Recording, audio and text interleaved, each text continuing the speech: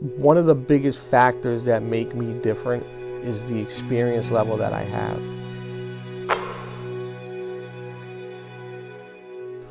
What's the biggest differentiator that I bring to the table as an agent versus some of the peers or competitors and some of the other folks in the business? I would say that one of the biggest factors that make me different is the experience level that I have.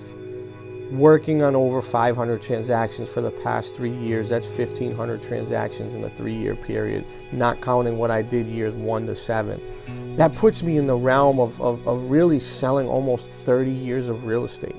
At the end of the day, that's a lot of experience, that's a lot of transactions. And from that experience, it almost gives you a been there, done that mentality where there's no problem too big, there's no issue too small. It's my job to help you figure out the issue, figure out the problem, and move forward.